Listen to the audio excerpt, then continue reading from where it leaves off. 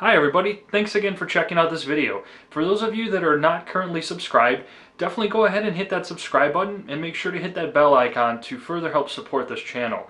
The bell icon will give you notifications each time that I upload new content. You can also help support this channel by going into my direct YouTube channel, going into the store tab, and taking a look at all the airsoft accessories and apparel that I have to offer.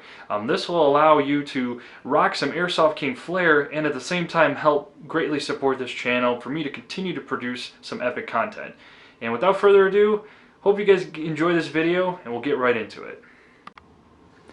Alright, so I wanted to go ahead and do a kind of a brief review of the Magpul Pmags for the AR/M4 platform. Now, the Magpul mags are typically some of the more popular magazines that individuals usually will buy for their AR. Now, really, I just wanted to go ahead and talk through the Gen 3 models. So I have one that's still in its packaging here, and then I have a couple here just to kind of show you as far as what it looks like with some ammunition loaded, two different types of calibers.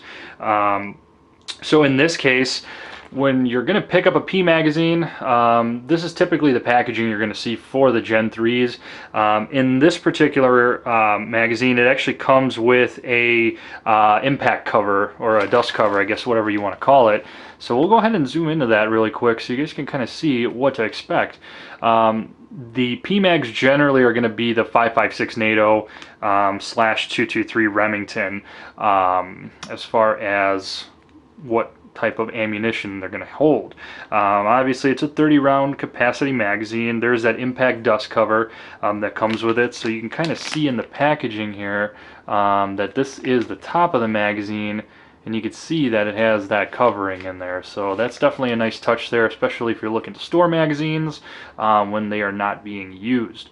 The other thing too with this too is, again, just gives you more detail that it's a slimline floor plate over travel insertion stop. So again, gives you all the details. And then the other nice touch to this is gives you a compatibility listing here of all the various rifles that this magazine will work for. So kind of leaves that head scratching situation kind of out of the way if you're not too sure on what kind of magazines you need to buy based on your rifle. Again, these are US made Magpul Industries, fantastic quality. Usually they'll come again in a gray/greenish bag. Yeah, definitely some great stuff there. So first thing, we'll take a look at two of the magazines that I already have opened. The only difference with these is that I do not have that dust covering on top of these magazines. These ones came without it. So for reference, you're going to be looking at the magazine. It's going to give you the type of round that it's going to use, but again, you can use the 223 Remington in these just fine. Right now I have the 5.56 ammunition in here as well, the green tips there. And in this case, you're going to see that this is, I'll get into there a little more, that again, it's Pmag 30. This one actually is the Gen 2 model. Really not a ton of difference there. You're pretty much going to notice the exact same thing with the Gen 3s.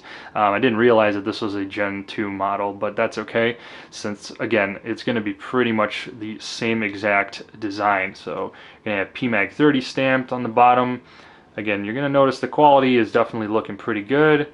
There's that base plate towards the bottom, and again, there's the top there. So great magazines. So this one again was the 5.56. This is the one that's, again, looks like I also accidentally grabbed another Gen 2, again similar. This one's going to be just standard 223 Remingtons, full metal jacket.